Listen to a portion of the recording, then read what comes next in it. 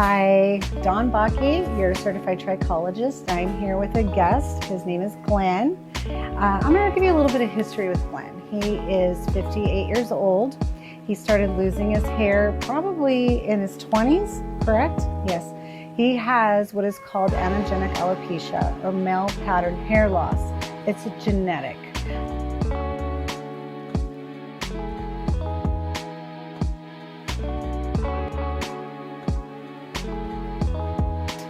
So now what we're going to do is we're just going to move forward. I'm going to prime him, then we're going to microneedle, and then we're going to do the exosomes with the serum and drive that into the cells.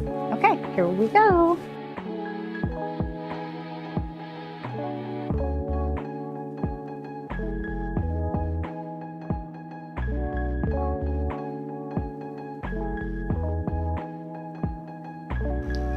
So for him, we're doing this whole entire crown section, the frontal vertex and the back here. So it's gonna go, I'm gonna kind of do these little circles. Are you comfortable? Is there any pain? No. Anything weird happening in your head? Like the sound is okay? You're not having any loud noises in your ears or anything like that? Okay, great.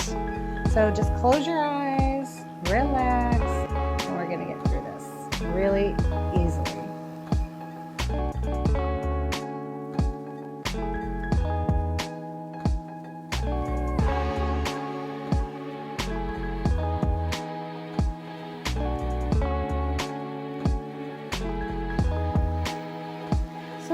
One of the other things I do as a trichologist is I look at your scalp. I want to make sure your scalp health is perfect because we need a really nice environment for that hair to grow.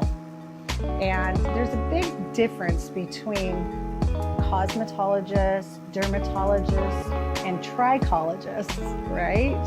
So as you know, a dermatologist is a doctor, an MD, that specializes in skin. A cosmetologist is a licensed hairdresser with the state that they're in.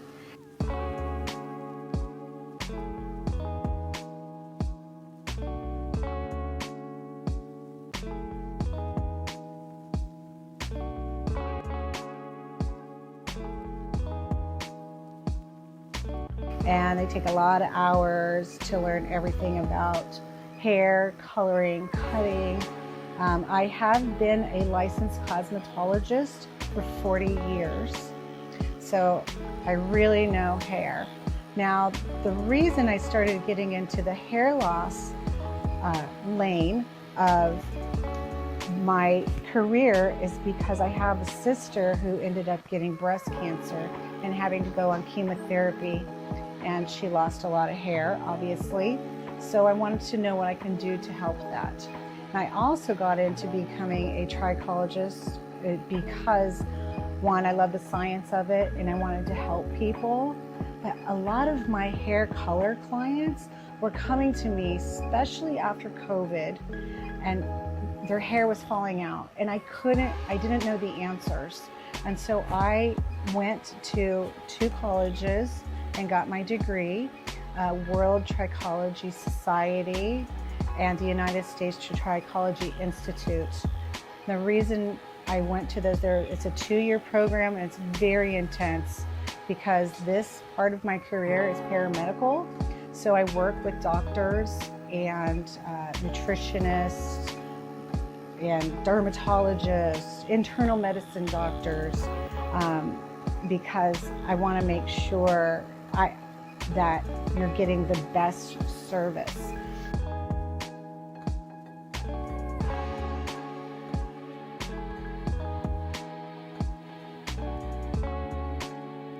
Now, as a certified trichologist, there's a difference between a trichologist that gets a little 2-hour degree.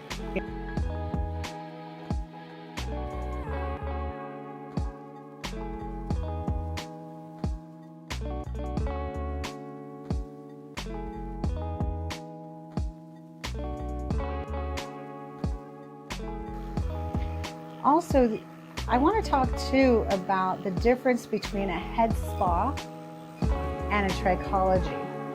A head spa, the people that are like massaging your scalp and shampooing your head, that is lovely. It feels so good. But there is absolutely, they have no degree, they don't know anything about the scalp. A lot of times they're not even licensed cosmetologists because they're not using any chemicals or anything. They're just washing the hair and they're putting shampoo or a mask on your hair, steam. Again, it feels great. But I want to make sure you know the difference.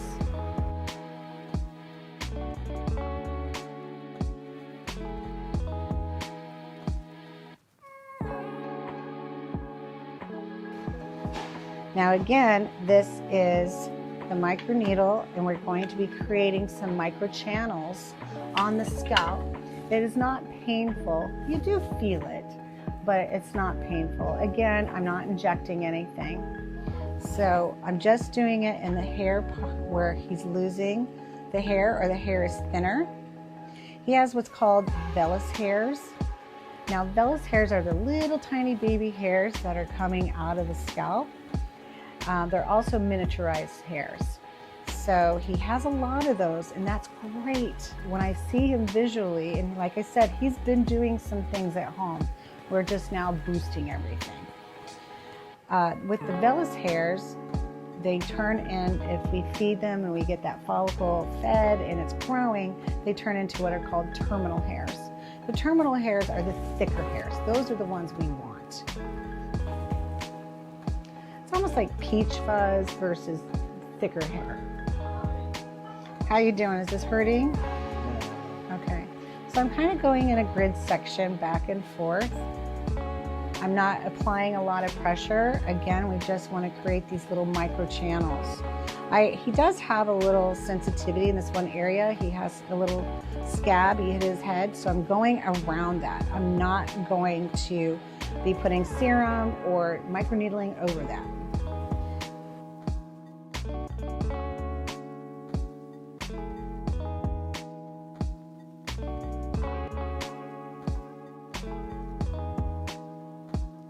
So again, the cells are softened.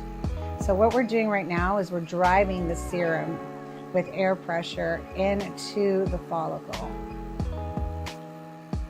Now Glen knows that he's not supposed to work out, sweat, or use any hair product for the next 2 days.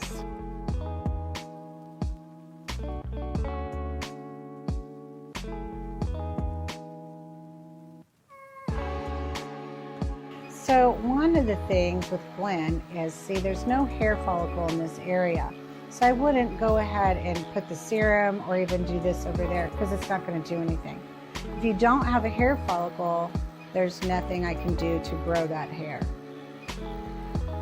If you do have a follicle, even if it is miniaturized, then I can make that hair thicker, healthier, and grow it. A lot of people also got hair loss from the vaccines. There are a lot of people, about 50% of the people are also losing hair doing that. And the reason is because they're not getting the nutrition that they were once getting.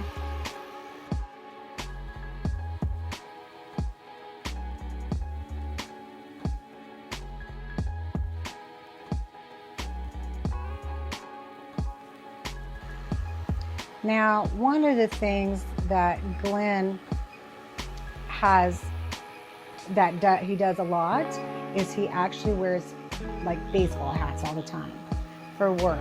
And that's okay. Wearing a baseball cap is fine as long as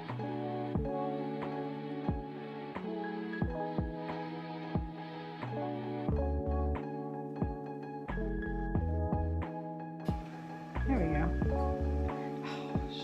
Can't figure these chairs out. Okay, so I'm just going to kind of let this dry naturally on you. But now you're free to go, so I will walk you up to the front and we will set up your next appointment. Very easy, right?